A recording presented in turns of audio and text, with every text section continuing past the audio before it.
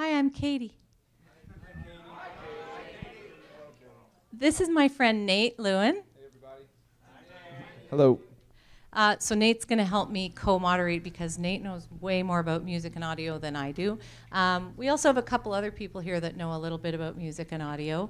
But rather than introduce them, I don't think any of them need an introduction, but I'm going to have them introduce themselves and tell us how you first came to know Myst and how you got to work with the Myst franchise or with Cyan. So Start Tim. at that end. Okay, sure. Go ahead, Russell. No, we should. Don't you think we should go furthest past to present? You guys should switch because it's Okay. Myst. Okay. My name's Tim.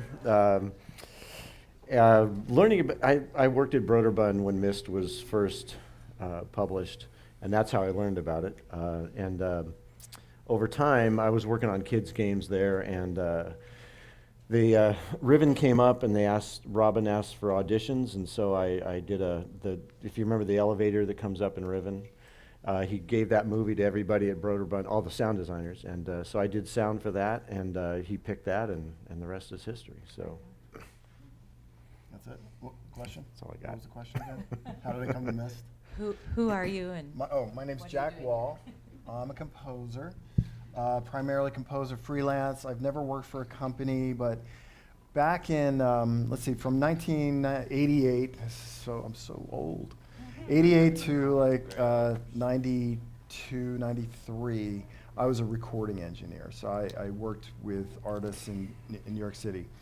I was working with a band on Capitol Records. We were doing a really this really cool band called 2.5D. I saw 2.5D on the screen yesterday with Starry Expanse, and it kind of blew my mind. It's that world between 2 and 3D that this band was messing with. They were really nerd rock, it's great. And the girl who was the lead singer, her name was Cindy Barron, and she became my wife. I'm still married to her to this day, but she was really cool. During the day, she was a software designer. She designed games for Channel 13, which is the flagship PBS station in New York City, and they were doing kids games, like sort of edutainment. And she was really into software and music and the crossbreeding of the two.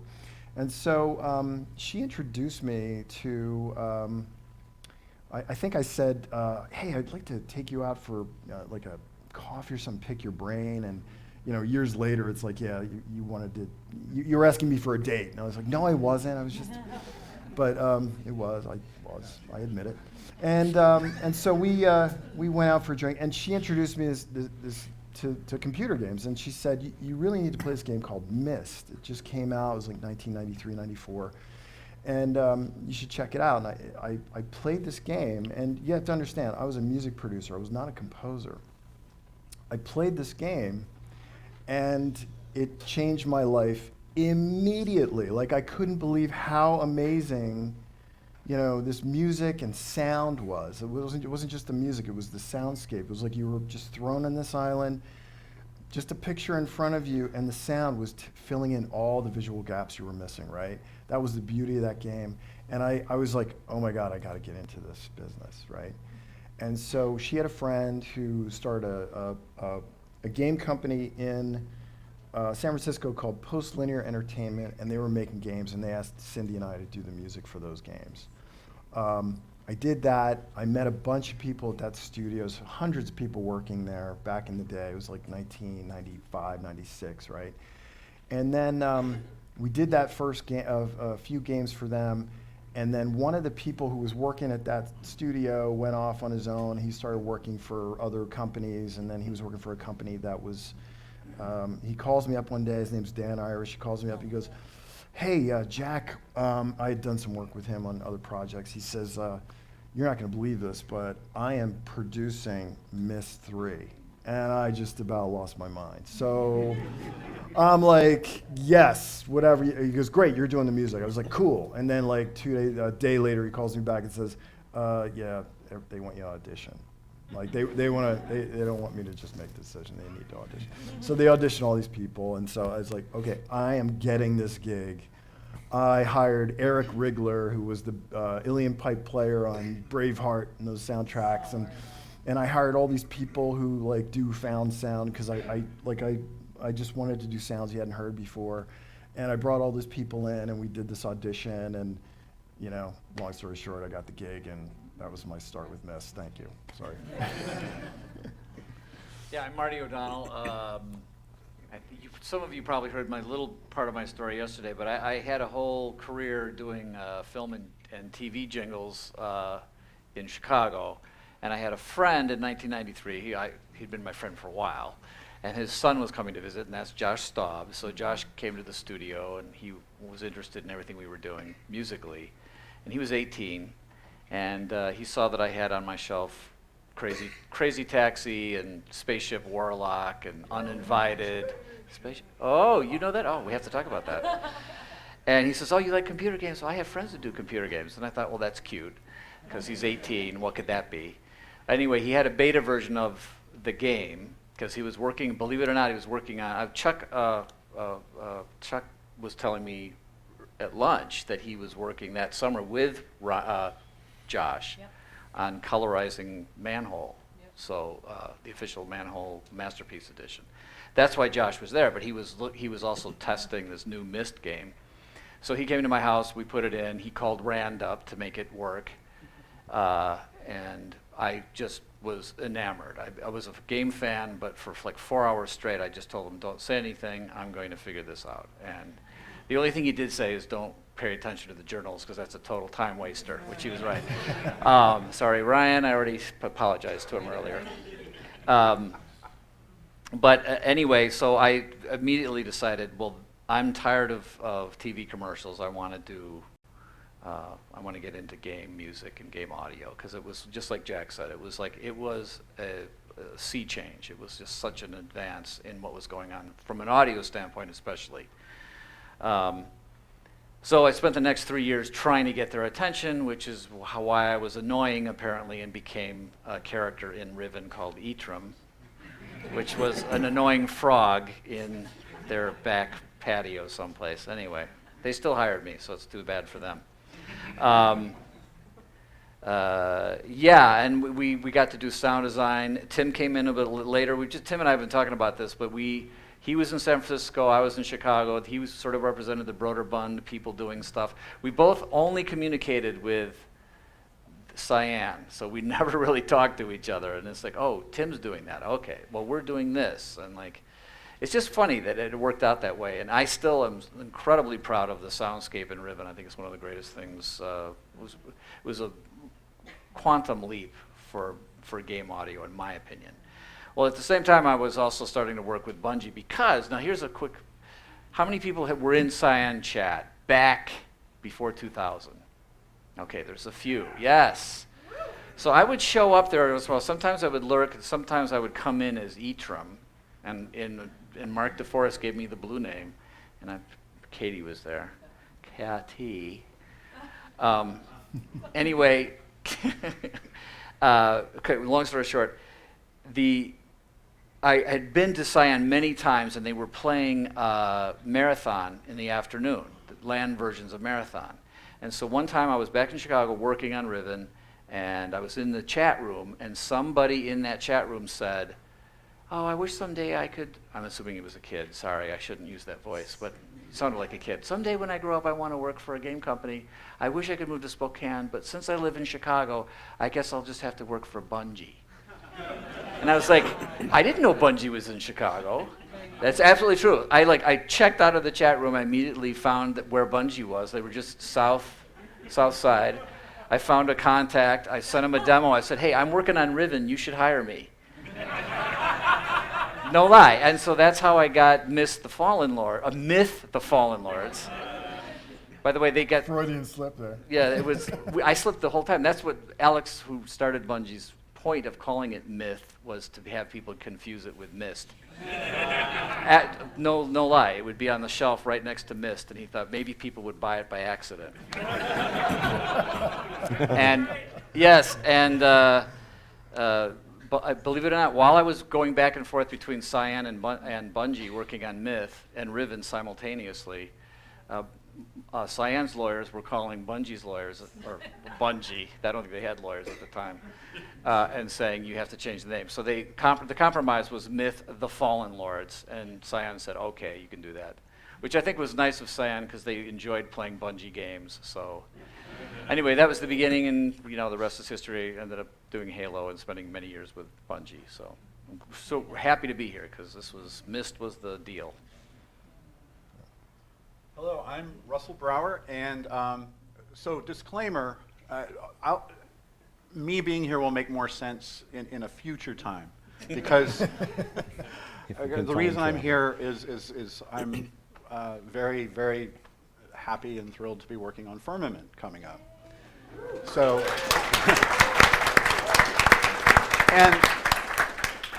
but it seemed like in keeping with the group here to say that the reason I'm here at all, and even would be thinking about wanting to do something like that, is because like for many of us, Myst, when it came into our life, it made an impression that became indelible. And for me, I'd always loved video games. I've always played them, but Myst. You played Spaceship Warlock, which is great. And Creepy Castle. Did you? Okay. Which also had a great theme song. But anyway. Myst made me want to work on video games. That it was just written after that I, no pun intended, that I would want to work on video games. At the time it came out, I remember I was working for Walt Disney Imagineering on the theme parks, and I was having a great time. So making that career jump didn't seem like anything that would happen in the near future. But I found in the business, especially in the entertainment business, you will have to reinvent yourself probably 5, 6, 7, 8, 10 times in your career. It's just the way it is. We've been sharing stories all weekend about our various travails. But anyway, so Myst, I owe a lot to that. And then just real briefly before here, if you or anyone you love has ever played a Blizzard game, so I wrote about a little over half the music in World of Warcraft. Done a lot of stuff for Diablo 3 and StarCraft 2, and before that, a lot of things at Disney. Those are all indie games, right? They're small. And a lot of television. Worked on Animaniacs, Batman the Animated Series, Tasmania, Tiny Toon Adventures, and depending on your age, you might remember my one venture into the toy business. Worked on, if you remember, Teddy Ruxpin, the talking toy bear. I produced all the tapes that you shoved up his backside. So that's out of order, but that's the meandering path to here, and I'm really grateful to be here. And but it's mostly about these gentlemen, so take it away. So hands up if you've ever played anything Russell just mentioned. Sweet. Okay, right? So yeah, we've all heard your stuff, so thank you for being here. All right, I have some questions for you guys. So for Jack, Yeah. this comes from one of you guys, so thanks for sending in your questions to Tanith. What languages are the Myst 3 and 4 soundtracks in, and is there an official translation? Oh my God, I can't believe you asked that question. Okay, so just a quick story. The first night here, I get here, I hang out with Marty, we reminisce till 2 in the morning. I go back to my room, try to sleep, can't sleep. I was like 4 in the morning, I suddenly realized, why didn't I bring the translations with me? So I emailed my wife and said, can you go dig around for my translations from Myst? So I tell you what I'm gonna do. When I go home, I'm gonna find them, and we're gonna figure out a way to get it to the community, because everyone's been asking forever, right? Okay. And basically, it's sort of like Rand's answer today.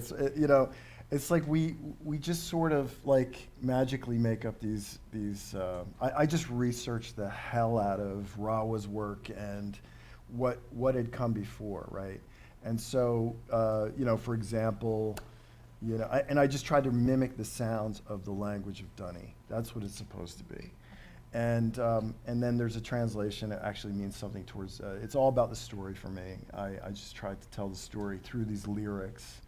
And especially with Revelation, there was a lot of choral work, and it was all about the female kind of priests and all that, and the Ryans and all that.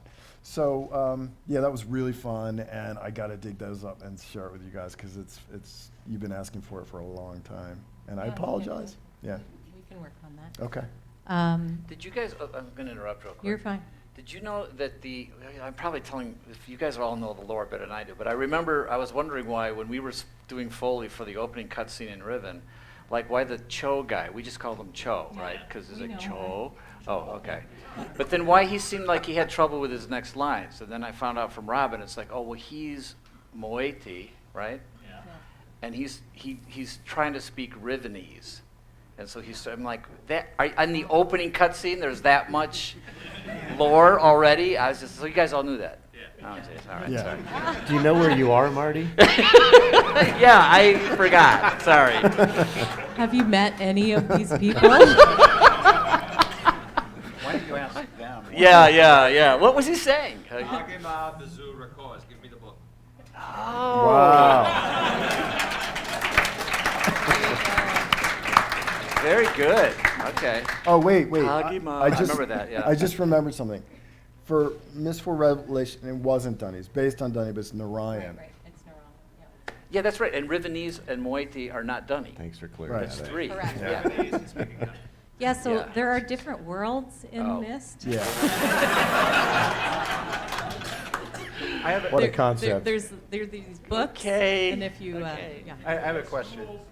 I just want to know from the opening cinematic of Riven, if writing an age is such an exacting process, how come he can talk to me while he's writing? He's just He that is good. just that. Sorry. I think he ended up killing a lot of people while he was You know, he can actually have Mysterium and National Watermelon Celebration Day at the same time Simultaneous, too. yes. Like Yeah. he He had can to make a multitask choice, pretty though. good. So this is for Tim, but I think you guys could probably all share in this. Tim, I'm you taking start. this. though. I No, haven't talked we'll yet. talk for Tim. It's okay. I'll just move my lips Poor and Tim. Marty will talk. So Tim, we'd like to know, give us a little more insight on how you compose, the methods you use, tools, how things come to you, that kind of thing. What's your process? Oh man, it's different on everything that you do. I think with Uru, I think it was I was brought in and I decided that I wasn't going to do what they did in Myst. It's a different game, but there's still a lot of similarities there. So I decided to use, and I've told a lot of people this, is Robin's music as a departure point. So I started with how he sort of put together ambience and things like that, ambient type music, and then went in a different direction. And I also listened to, Jack's, soundtracks and stuff, and I incorporated the Duke, probably because of Jack. I think I heard that stuff in there, and I just fell in love with that instrument. So it's all over Uru. To this day, I just did the soundtrack for Artifact and Dota. It's Duke is all over those. I just love that. Does everybody know what a duduk is? So it's like an Armenian oboe, I guess, is Yeah. the closest thing to. It's like between a clarinet and oboe, kind of. Yeah, and it's a just double a- reed instrument. When and- it's played correctly, it's just beautiful Yeah. sounding. And really, I owe that to Jack because he brought that in on one of the Myst 3 or Myst 4. 3, Anyway, yeah. so And no one had ever heard that. What is that instrument? it at was, that time? and then now it was it's everywhere. everywhere Yeah, after right. that, Passion yeah. of the Christ came Yeah. out. It was everywhere. But it was And- perfect because it was perfect because it was otherworldly, Yeah, right? yeah, that that was the was- point. that was the idea. That was the whole point. It's like nobody's heard this thing before. Right. And so there's a lot of mixture of ethnic instruments and orchestral stuff that sort of kind of came about through all of that as well. But again, the process is different. With Uru, it was easy because those environments inspired. Immediately when they'd bring something to me, I would start hearing stuff. Some of those ages are just so gorgeous, and they just speak to you. It's like, and so immediately I would start hearing stuff, and I'd just run over there and start trying to put those ideas down. So it was easy with that particular game. There's other stuff where it's not always as easy. So. Well, it was beautiful. Everybody who's ever been to Dunny knows how it feels, is partially because of what we hear when we're there. Yeah, can I add one more Yes, thing? please do. Like, when I was doing Myst 3, when I just started Myst 3, I it scared the hell out of me. Like, it's sometimes creatively, like, you do your best work when you're scared, right? Like, there's a lot riding on it. For me, personally, this was the thing that changed my life into writing for games, just like a lot of these guys, right? And then, so what I did was I just listened to, I actually probably sat and listened to Robin's 2 soundtracks for Riven and Myst. I don't know. I just took copious notes on every track. I tried to find some melody. There wasn't a lot. But the ones I found, especially for the opening thing, and I actually tried to incorporate some of that so there was some continuity, you know, so there was some, and that was really fun to do. Did you get to work with Peter Gabriel at all directly? That's a whole story. I don't know if you want me to answer. I mean, that's like the greatest It's up to story you of my guys. life. Do you want to hear the story? Okay. I'm really sorry, guys. No, go ahead. Please don't apologize. It's cool. This was literally the best thing that ever happened to me in my life, in my career. This is close. This is now the second. Yeah, this is the Second only to. only to this. Okay, so in Myst 4, many of you know Peter was involved because he had a song in the game, right? So the head of music for Ubisoft, who was publishing and producing the game, his name is Didier Lourdes, right? He was based in Paris, where their worldwide headquarters was. And they gave me a budget to record the score. And I thought, it was funny because after I finished Myst 3, that was for Presto Studios, right? They had done Journeyman and all that stuff and great stuff similar to Myst. Cyan kind of gave them their blessing. Now Ubisoft was taking off and doing Myst 4. And so they gave me a budget to do something, but before any of that happened, they were like, we need you to audition because we don't know if we want you to be doing the score. So I sent them the soundtrack for Myst 3. And I said, I don't mean to be rude, I'm just, I don't want to do the same thing though. So, and I said to them, I want to do something really different. So I decided to find different sounds. And one of the things I wanted to do, I was really interested in the Bulgarian Women's Choir. Have any of you heard of them? They became famous after the wall came down in '89, and they were on the Today Show, and I listened to their first album that they released in the States, and it was amazing. And I just wanted to do something with them. So I tried to contact them. And it turned out that this prog rock guy named Eddie Jobson, you probably know who he is, right? You guys know. Eddie Jobson was in what was the bands he was in? I can't remember. Asia, yeah, I think he was in Asia. I don't think he was in Asia. He was in I can't remember what they were. Anyway. That was a heat of the moment answer, right? Yeah. So Eddie Jobson, I went to he lives in LA where I live. So I went to see him about doing this, and he had just done a Disney movie with the one with the bears and stuff and the Inuits. The Inuits. What was that movie? Bears? No. It was the one with Elton John and I don't know. Anyway, One with Elton John. Elton John did part of the The school, Lion right? King. Not the Lion King. Those are lions. There was bears involved. I don't know what it was. Brother Bear was after. Okay. Anyway, so they hired Eddie. Eddie had some kind of weird licensing deal with the Bulgarian Women's Choir. He's managing them. So the entry price for getting in the door to work with the Bulgarian Women's Choir themselves was $50,000. And I was like, okay, that's my entire budget. So I can't do that.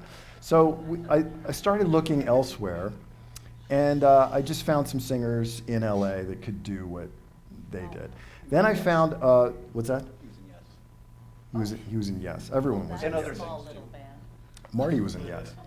So then I found a band in Warsaw called the Warsaw Village Band because I loved their sound. It was a very folky, very earthy sound. So I wrote a song for them, and then I recorded in orchestra in Bratislava. So I did this little world tour. And at the end of that world tour of recording, I ended up in Paris because Didier was like, we're going to go meet Peter Gabriel, so why don't you stop by Paris on your way home? I was like, okay. So next day he takes us on a train out to the Channel into London, and we took a train out to Real World Studios where Peter has his beautiful studio.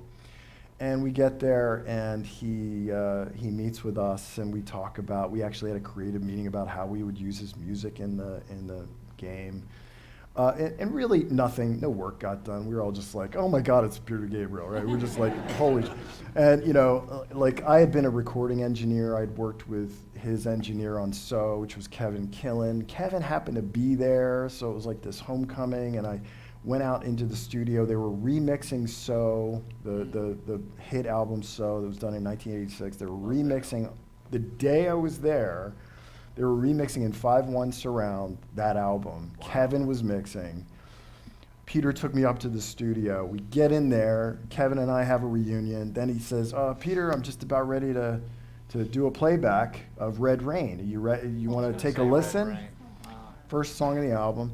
So he says, oh, great, yeah, let's do it. Jack, you mind? I'm like, do I mind? Yes, I mind. I'm going to stay right here. So he goes, okay, Jack. And Peter's this enormous guy. He's like, I'm 6'2". He's like up here, and he's wider, much wider than me. And he invites me in. He goes, come on in the train with me. And he pulls a chair up, and he sits it down in the middle of the the speakers, and then he puts a chair for me. Little old me. He puts a chair there for me. And I sit down right behind Peter Gabriel, and the song starts playing. I could cry just telling you how cool that was. Wow. It was such an amazing moment. And then Peter's giving notes on the mix. There was nothing wrong with that mix. Peter's giving notes on the mix. So that was just an amazing thing. That's my story about Peter Gabriel. We hung out with him for the whole day. It was great. And then when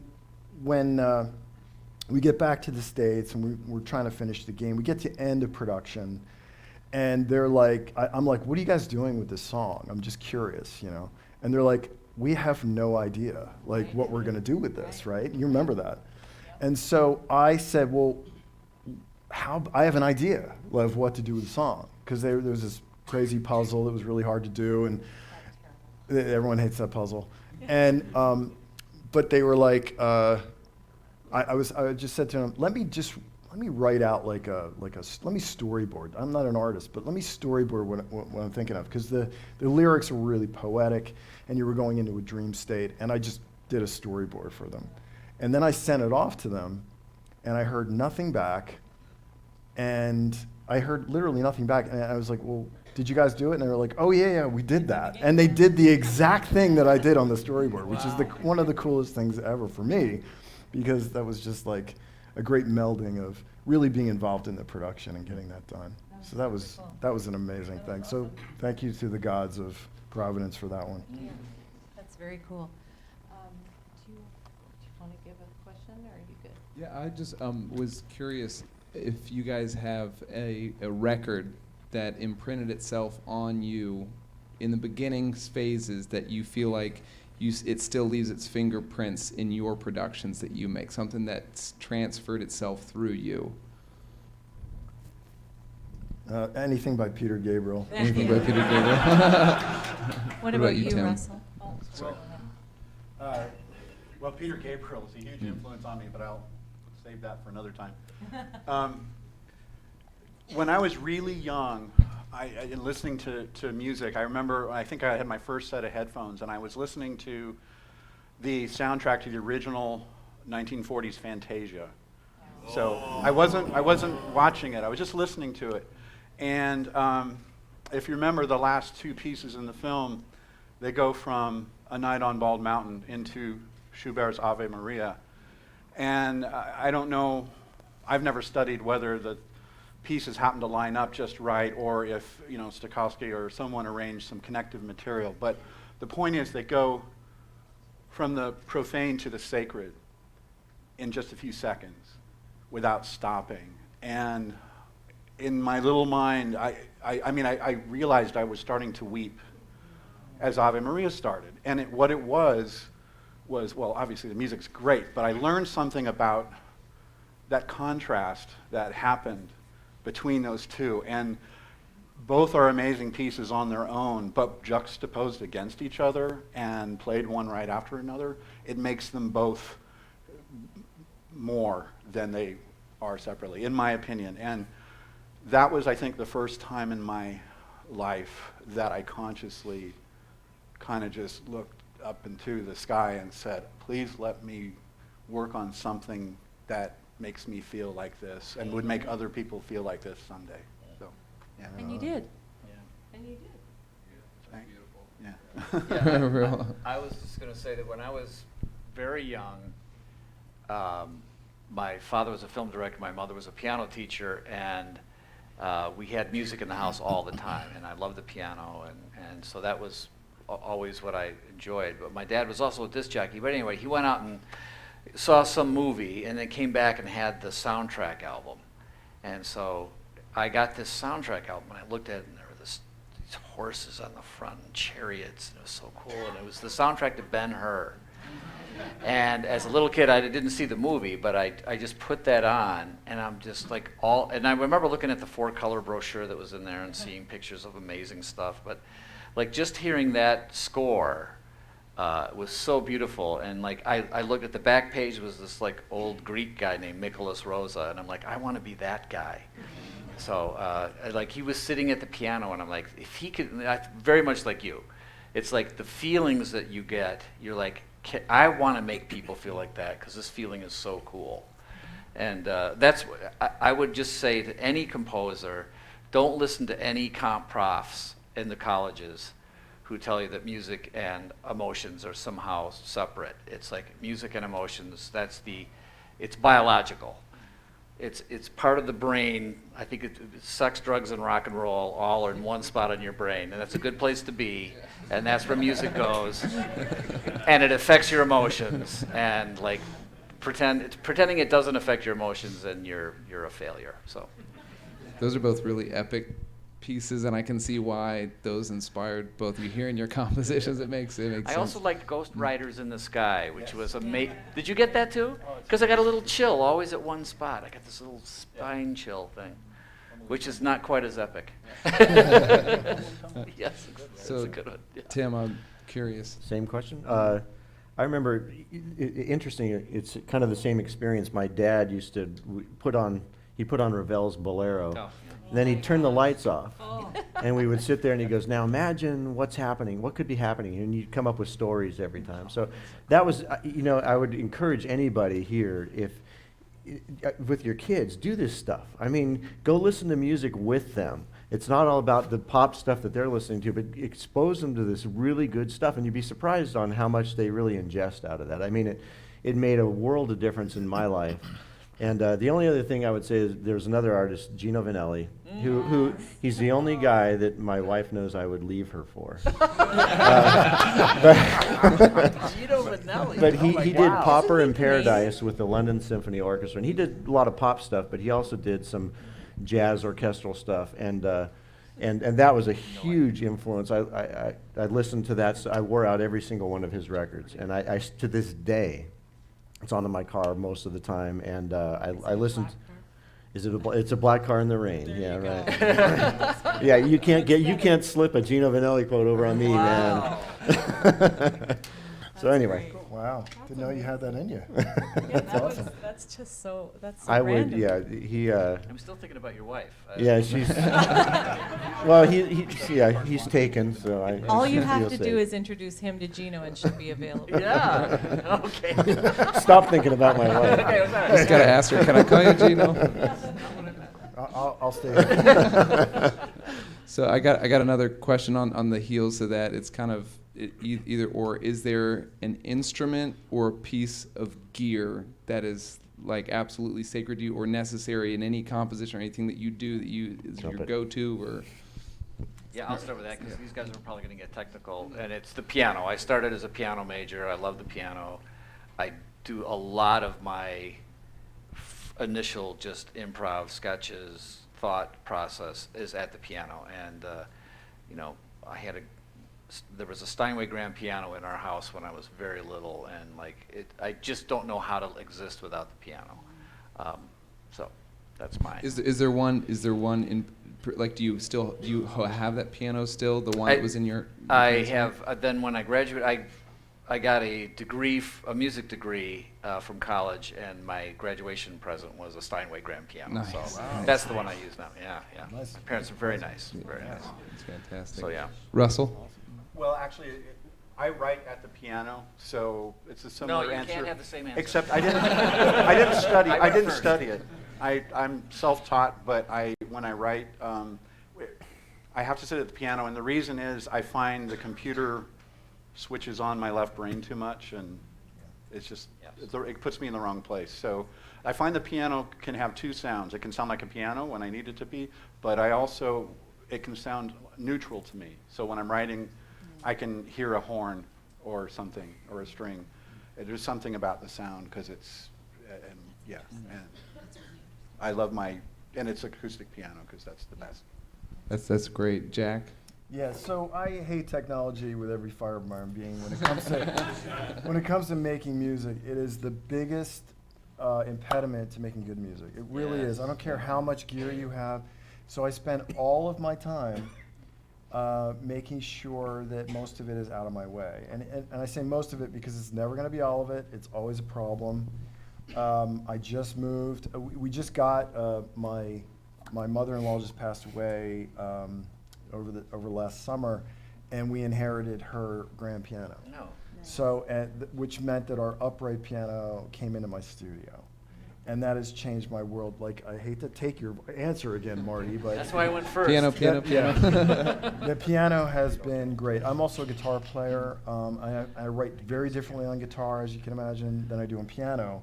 But I find, like, if I have an emotional scene to write, if I'm writing for a TV show or anything, game, film, you got to start at the piano because that's where the heart is. It's like you're not constrained by the technology. There's no click track. There's no, tempo. It's just you can just do it. And I'll just record it. Then I'll take that recording and pull it into my session, and then I'll sort of build it around that. That's how I work now. Gotcha. So it keeps that natural breath of. Well, but I you only do that expressing. for emotional Okay. cues. If it's like an action cue, I'll always start with the technology because it's always on click and it's always pounding and it's like that kind of thing.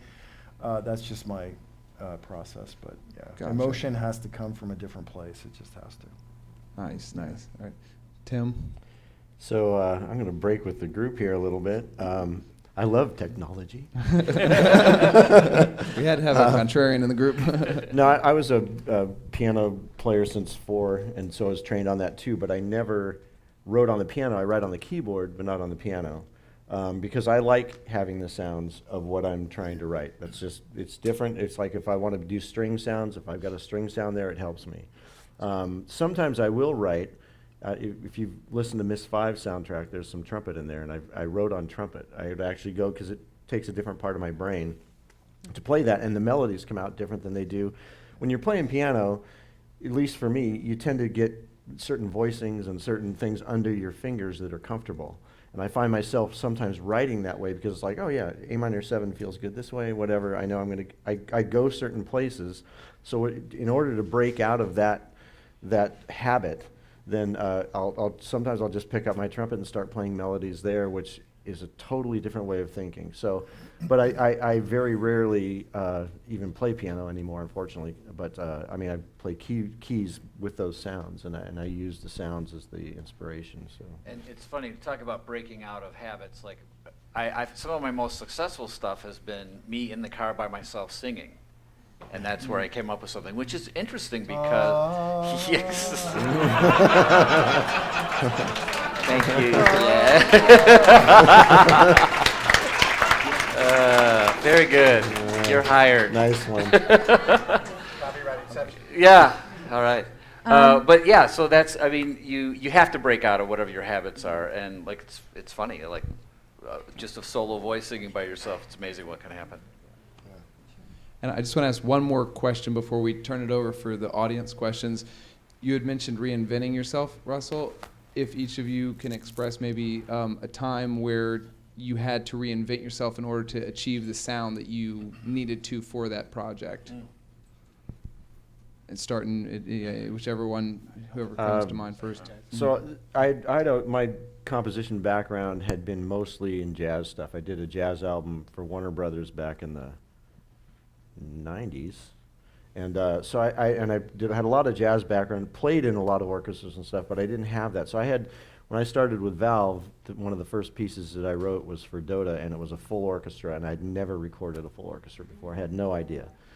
And I had a friend working with me on that, Jason Hayes, and we sat in an office and we wrote this piece for Dota over a course of 2 weeks sitting at the keyboard. But I had never ever written a full orchestral score before, and so that was my first foray into that. It was a little scary. It's at the quite a time, thing to but tackle. It was, yeah, but it was fun. It's Nice Yeah. challenge. Mine was once. Well, here's a sort of funny, slightly funny connection. I think it's funny.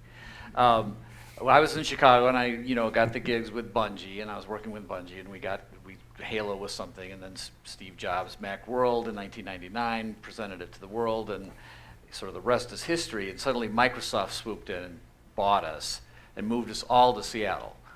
And so there I am in 2000 in Seattle, and I have none of my musicians, none of my recording studios that I'm used to working at. I had to figure out where to go, and a fan who was in the area said, "Hey, I'm working at this recording studio, and Myst 3 is being recorded there. And if you come over, I'll introduce you to the engineer and to the people." And I went over, and I met Jack Wall. I think you say we had met at GDC before, but Yeah, we did. okay. But I was really excited to see Jack, and of course he looked like, I do this all the time. This is I had no idea that it was one of your first big orchestral guys. That was my first gig. I Oh, lost yeah, my he- contacts. They were in my pocket. That kind of thing. And I was just a fly on the wall watching Myst 3 be recorded, which was Yeah. great. And at the same time, I'm in the middle of recording Halo stuff. So, you go all the way up to whatever it is, 2007, Myst, or Halo 3 is shipped, and now we're in 2008, 2009 period. And the writer for Halo came to me and said, "Okay, we're gonna this new thing we're doing. We've decided to call it Halo Recon, believe it or not, Halo 3 Recon, which turned into ODST. And it was a much smaller story and everything else. And this has to do with reinventing. But the Halo series was always sort of big, epic stuff, right? And suddenly he was like, "No, I think it should be, a smoky jazz." I'm like, "Smoky jazz Halo? I don't know if that's possible." It was really exciting. So if Should've you've called heard, me. if you've heard the soundtrack, anybody ODST? Okay, yeah. It's sort of my version of smoky jazz with Halo combined, and it's one of my favorite soundtracks. So it was a lot of fun to do that. That's awesome. Yeah. Jack? So we're talking about different. What's the question The again? other question is Russell had said that in the entertainment industry, it's necessary to reinvent yourself. Right, okay, got so it, a sorry. project that forced you to reinvent yourself in order to achieve the goal. Okay, just one. They could all. Well, Every literally single- every single project I try to do something different. But one that calls out really in particular different is I've been working on Call of Duty Black Ops series for the last 6 years. I did Black Ops 2, 3, and 4.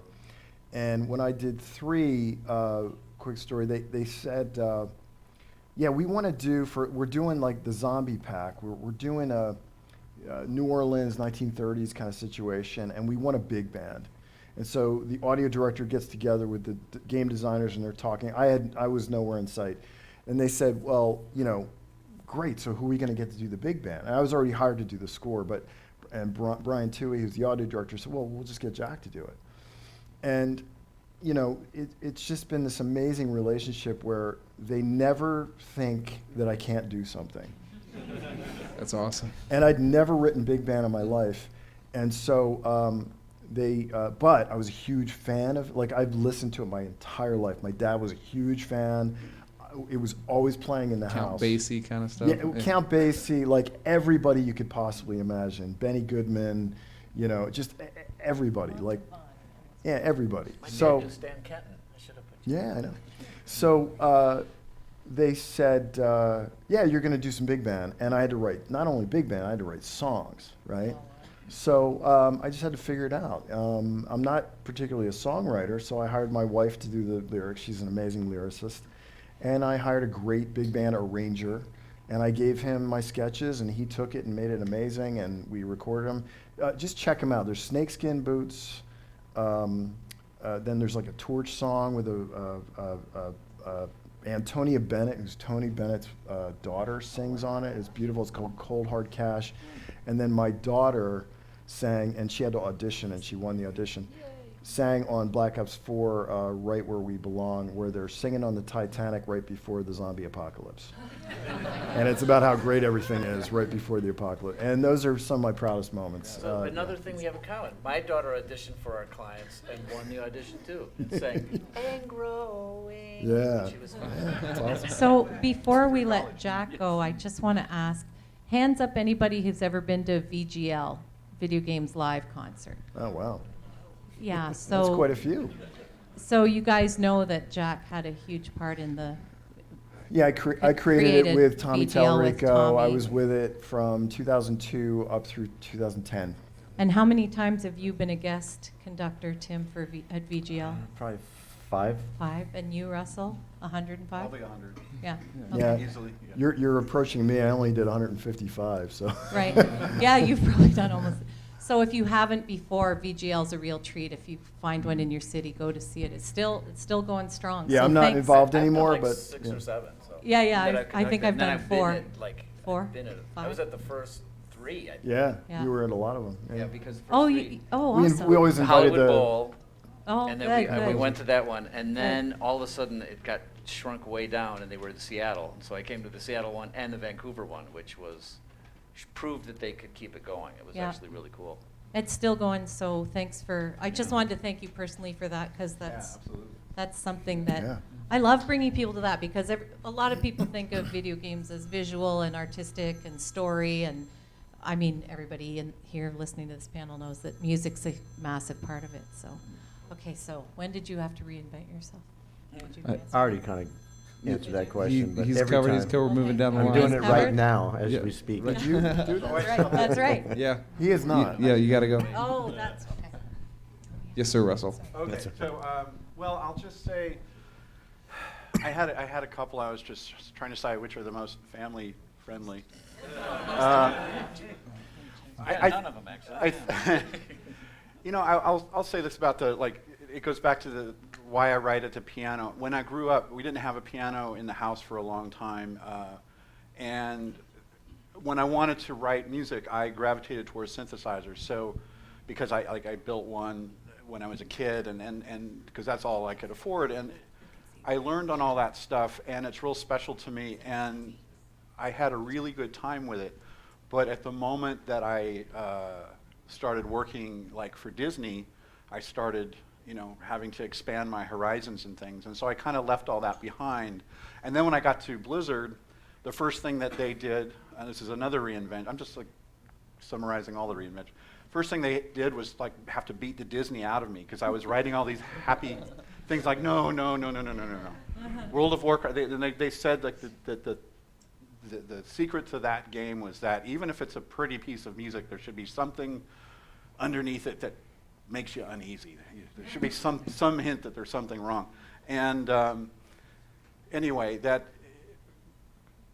those experiences led me to a point where I finally realized that for me, my brain operates differently, and that I find when I listen to the different, if I use string sounds, samples, or things like that when I'm writing, it sort of, I start writing around the limitations of that instrument or that sample. If the sample doesn't, if it can't do a fretless run up to a higher note without me having to change a bunch of MIDI information or get in and start clicking, and it just ruins it for me. So there was a point in my life, I'm not exactly positive when it happened, but there was a point where I made this shift from composing by bouncing, layering tracks or bouncing between 2 tape recorders with a synthesizer, to when I started having to hear it all in my head and then, without deconstructing it and destroying it, pull it out and put it on a piece of paper. And that was of all my reinventions, that was the one that was fun and liberating. And because otherwise, I was going to say reinventions to me are always preceded by a layoff or a firing or something like that. So, trying to put a positive spin on it. I think for me, it was. I think I discovered my voice when I realized that in my head was the best place to figure out like what I wanted to do, and then sit down and write it. And it was hard because, again, I'm self-taught, so it took me a long time. I had to reinvent the wheel several times. Like the phoenix coming back from the ashes. Grizzly Hills is still my favorite and always will be, I'm just saying. What is it? Grizzly Hills. That's Oh, going to well, be my yeah. favorite forever. Forever Thank and you. ever. That one was actually No, thank written. you. That one was written as a love song, Yeah. and that's an interesting time where I think, I always would write something specifically for the project, but once in a while there's like a happy synchronicity with real life, and in that moment I had a reason. I wanted to write this love song and give it to somebody as a gift, and I happened to be working on Grizzly Hills, which is, looks like here. Yeah. And so it just, the two clicked, and I think, the one amplified the other, and it ended up, it's funny, when people come up to me, it's just one of those pieces that somehow has touched more people than the ones that you might think of that are more, like the songs are more famous, but this little Grizzly Hills piece, I've had people say it's changed their lives. I say someone who had anxiety disorder, and when they listened to it, it just made them calm down, and they were able to get by on less medication because they found that this piece of music just took them to their okay place where they felt safe, and that's really cool. That's art, and that's what it's an extension of a speech I give when I talk to students, but the speech is titled "Why We Do What We Do," and I think when we all started, our reasons might have been different than our reasons for doing what we do now, or why we do what we do now. And for me, it took me, my whole life to realize that it's communication, it's reaching out to others, and it's that thing I wished for long ago, but it's funny how it takes a lifetime to actually realize that stuff. So it's cool. I got to follow on because you reminded me of a story. I think it was during Halo 2 days, or I forget. Once again, I forget. But I was putting together the soundtrack album, which we always put the soundtrack albums together after we finished the game, and we're like, "What's all this music we did?" And it's sort of all over the place and used for all sorts of different things. And I found a piece that I had forgotten about, and it was a really nice piece, and it should have shown up someplace, but it never did. It was not in the game. But I thought, well, it's good enough to be on the soundtrack album, and so I called it Unforgotten. Oh, there you go. So, and it also was Never Forget, and because I had forgotten. But then, I was just being cute with my own little name for this thing that I had forgotten. And then I met some fans in England at a convention, and this guy came up to me and he had tears in his eyes. He just wants you to know, just like your person who said, this was, your music was really important to me, and I used to have this, I had a friend that grew up with, and we played Halo together and all this stuff. And he just died, and at his funeral, he wanted Unforgotten to be played. Wow. And I was like, oh my gosh, and my wife was with me, and we both had tears, and I was just like, that's why I called it that. It wasn't because of my stupid reason. It was for that guy. And so at some point, I think we've all done this thing where you sort of wonder where it came from and why we're honored to do something that actually affects somebody else's life. And we don't take that lightly at all. So. Awesome. We're going to open it up now to questions from you guys. I think there are a couple. Your arm shot up so fast, Austin. I think Austin should be first because he's like, bang. Over the years, video game music has come to be significantly more dynamic than it was back in the day when Myst was originally created. There's techniques that you can use to make sure that musical cues hit it right at the correct time, stuff like that. Given that to be the case, when you guys are putting soundtracks together, there's so much variation that could be within the music. How do you create a definitive version without all of the dynamicism that could be in there? How do you say, even though it could play out all of these multiple different ways, this is the version that I want to be on the soundtrack? So, quick answer to that, I'll try to keep it quick, is that I think you look at it the other way. You're reverse engineering it. You start out with a good piece of music. Yeah. You start out with a full piece, and then you, at least the way I work, is then you deconstruct it to work in the game. Yeah. So you've got the piece to begin with, generally. That's not always the case, but that's unless you have like a cinematic that's like 4 minutes long, that's an intro, and you've got to have, and you happen to write a really cool piece of music, then you might have to edit that to make it sound more like it's on its own. It's not written to picture and that kind of thing. I would say too that I've had several times people will say, why didn't you put blah, blah, blah, blah, blah on the soundtrack? That thing that happened when I was crossing the bridge and this thing and all this stuff. And I'm like, well, I kind of did. I put this sort of, like you say, I froze some version of it in stone. But like whatever that person experienced was a bigger, more interesting thing, or right? An interactive. Because it was all interactive. And it's like, well, you can't put on the soundtrack every interactive version. So either it's like you put the original piece that you had written, that you had deconstructed, and you just sort of put it back together, or you just say, well, this is what happened here, and here is a nice version of that. And it's hard because I'll play games sometimes, even the games I've worked on, and I'm like, oh, that wasn't expecting it to do that. That was really cool. And like, yeah, you're right. That would be more fun to have. Well, of course, then the soundtracks would be like 7 CDs or something. So. Yeah, that would be fine. MP3 is a thing. Yeah. Next. Do you still have the mic? Do you want to pass it? Over there. Oh, we're down here. Hello. Can you stand up? Hello. Oh, stand up. Or maybe we can. Yes. Oh, hi. Hello. Hi. Everyone is. I'm so used to seeing people up here who make games, make video games, do all of this. So I can finally ask the music equivalent of the question that I've heard people ask game designers all the time. What is your favorite piece of orchestral music?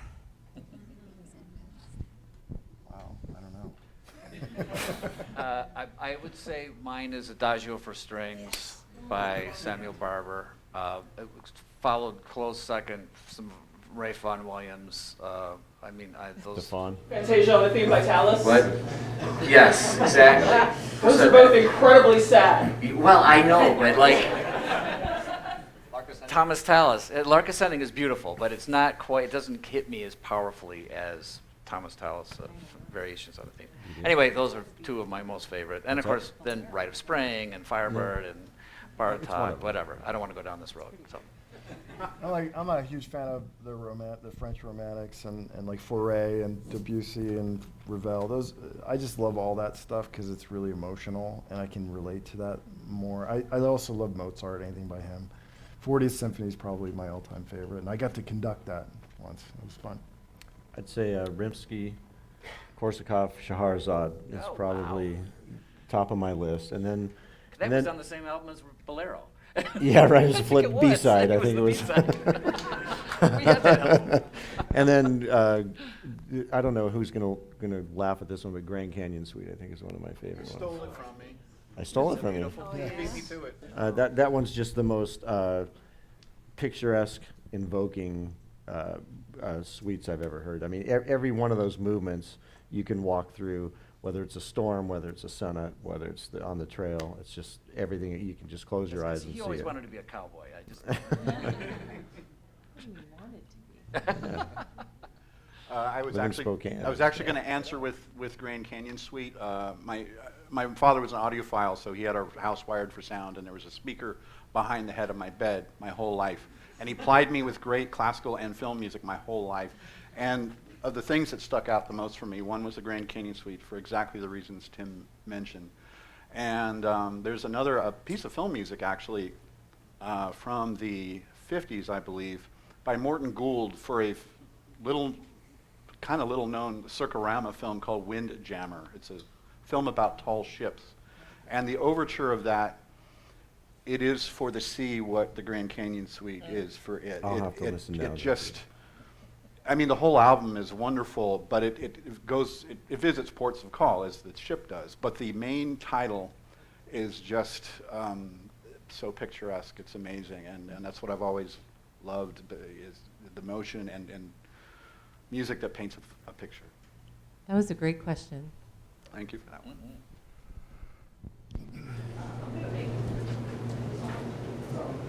I'm gonna make everybody kind of cringe. That's Marty's job. Okay, I'll just protest. What is your favorite piece of work that one of the other people on the panel has done?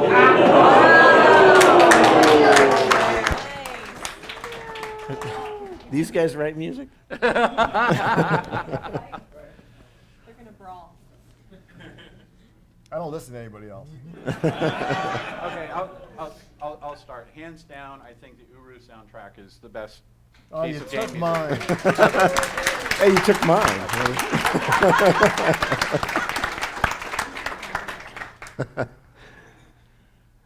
I'd have to go with, I think of Jack's, obviously Myst 3 was an inspirational to me in moving forward with Uru stuff, so I'd have to say that was one of my favorites. Halo changed my world quite a bit. I do love the Uru soundtrack. I want to just say I didn't do that just because Russell did it. It's a really standout piece of work. Anything Russell has written is really, really stellar. He's a tremendously gifted composer. He can sit on a plane and write a piece for an orchestra he's about to record the next day. He's very impressive. Just want to say that. Well, this is definitely puts everybody on a spot, but I agree. Like, I love everything the pieces that these guys have done. We've all known each other for a really long time, and I'm not kidding. It's an amazing group to have all together at the same time. I was thinking about how much just the four of us represent in terms of just game soundtracks, game sound, numbers of games sold. I mean, just it's an amazing. You know, this is kind of top tier stuff. It's really, and we're all Myst fans, which makes it really, really cool. Yeah. I really wish Robin was here, because then we'd have Full circle. We'd have everything. You'd have the magic number too. That's right, 5. The rhythm number. Yeah, I just want to. The 25th Mysterium, maybe. Yeah, there you go. Yeah, we were all talking over the week a lot and reminiscing about things. And I just realized at some point, and I hope not to get too emotional here, but we're really traveling through our lives together in a way. We don't see each other all the time, but it's amazing. And the genesis was Myst. That's really where it all began for all of us, because not only technologically speaking, because Myst came when the CD-ROM happened. That enabled like full bandwidth audio to actually have full bandwidth music on a disc for a game. But it also is really where we're all inspired to do what we do, even to this day. And we have all of you to thank for supporting it and for being there for us. And we just want to, I'm sure I speak for all of us. What's interesting is, like, thank in you. '93, I think we were all professional musicians or composers or in the music field in some way. We were all professional, and we all probably liked games. But in '93, it was what Nintendo did, beautiful stuff, but it had a certain sound and it had all these limitations. And then on the computer, I was playing I was playing Dark Castle. It was like, meh, meh, and like all these funny sounds, and it was great. I loved it. Yeah, I loved that game. And then at the exact same time, I heard Myst and played Myst, and I'm like, okay, they just leapfrogged aesthetically like 10 degrees forward, and I'm like, okay, now I know what I want to do. I had no idea that the technology and the aesthetic could be brought forward so amazingly, and that's it was game changer. Kind of weak. And I know you said the same thing, that Robin inspired you to want to do what you wanted. Yeah, absolutely. That's why I wish he was here, because then. Did we lose audio? Can you guys hear us? Yeah. Oh, I did. Okay. Yeah. because I gave up. Okay. Oh. Sure. In making video games, does the music come first or do the sounds come first? And how does the first affect the second? Well, I just do music, so maybe these guys can talk about that because they manage everything. Well, as audio director, I've had a statement from the very, very beginning when I first started, and it was that sounds make it real, music makes you feel. So there's no doubt, which is a couplet that's kind of cliche, but it's actually very, very true. So you need the sound to be so real that people don't even know you made it. They just assume that's what it always was. And you'd be shocked to know how many sounds you think, well, that just made that sound, right? Like, no, it's digital art. It doesn't make any sound. We have to do all of that, all of it. And so I like, as audio director, I like being the person who can like put it all together, so I know that I can write music. I usually write music after the sounds are known and the environment sounds and things. And because like even with a cinematic, I like to be able to know what the sound is going to be doing, because if there's an explosion at 2 minutes, 30 seconds, 10 frames, I'm not going to also score it with a cymbal crash, right? If I'm the composer and the sound designer, I'm going to try to... You're de-resing. You're de-resing. Alien communication. My time is up. Anyway, I like being in control of both, but sound usually... you want the sound to be solid, and then you know where the music can speak. Or you don't need this. We don't need to all answer that one. He covered it. Elliot, how much time have we got? Like 3 minutes. Okay. So, one more question. I had a two-part question. I had a two-part question, which is, aside from the people on the stage, such as it is, who are your favorite people currently doing composing in the industry, and why is it Lena Chappelle of ArenaNet? What? Why is it what? Wait, just the last part. What was the last part again? It's Lena Chappelle of ArenaNet. I don't know who that is. My favorite composer, I guess. all right. We will listen to her. But the first part was serious. Yes. For me, a gentleman named Sam Carden from Utah is probably my favorite living composer right now, and he's written a lot of stuff. I hired him to work on World of Warcraft. Go on your favorite music source location. There's an IMAX film about William Randolph Hearst called Hearst Building the Dream. It plays at the IMAX theater in the castle up down in San Simeon. And it's amazing. It made me want to hire him, and I did. And he revolutionized the sound of those games yet again. So, bless his heart.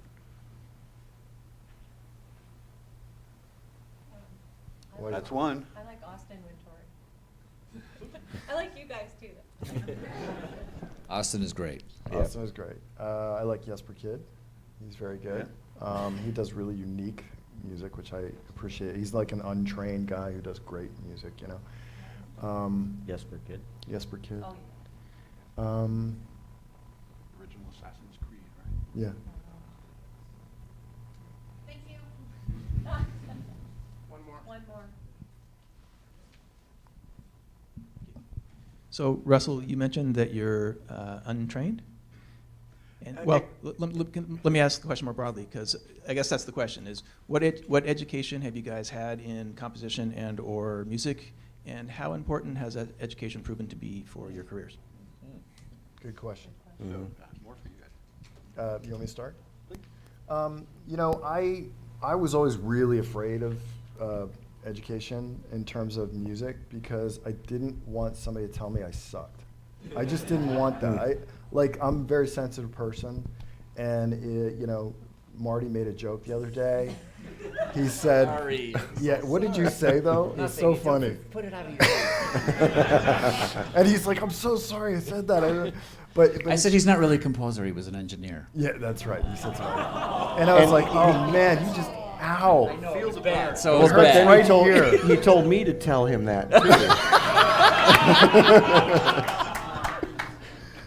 So anyway, so I just wanted to write the music I wanted to hear. That was the thing. And I have a really sensitive oratory skill. I can really, I love listening to things, and I hear things that, you know, only cats and dogs can hear sometimes. But in terms of education, I found that I find people that I trust to learn things like conducting. I've studied privately conducting, orchestration, harmony, and counterpoint. I've done that privately over the years, not as a course of study, but as a life study. And it's like, I wouldn't say that I know as much as somebody who went to school for that and really focused on it, because I just take these things as I need them, but I still wouldn't call myself trained. I just wouldn't do it. Yeah. I think too, you have to define education. I mean, I was a trumpet performance major in college. That's what I did. And I went out, and that didn't help me be a trumpet player in real life. But being a trumpet player in real life, I learned more doing it every day. And all those gigs that I did and the recording sessions and the movies and documentaries or whatever, all of that added up into what I do now. And that I didn't learn in school. I would say too, like I got a master's degree in composition, and there are definitely parts that have helped me. There are definitely parts of that I think that I had to sort of unlearn.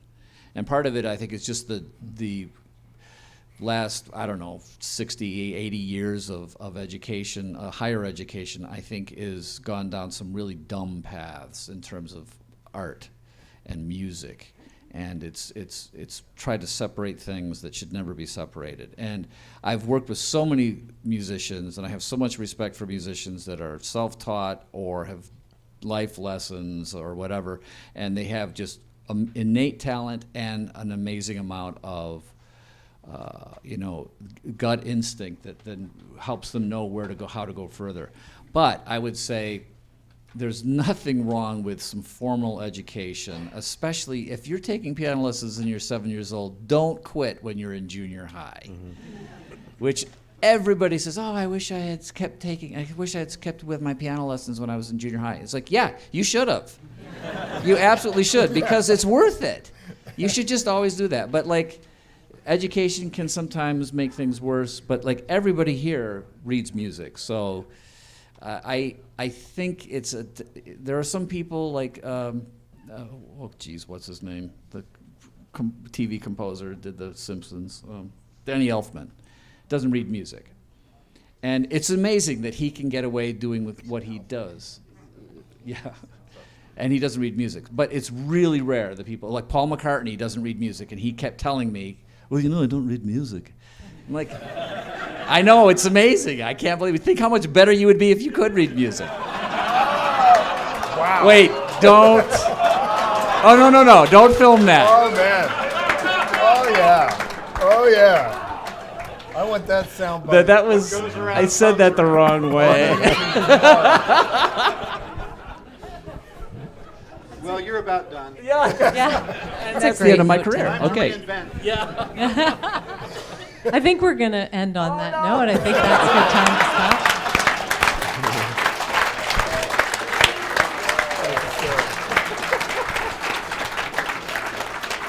Thank you all. Thank you all for the panel. Thank you all for your music through the years and in future years. Guys, we really appreciate every single one of you.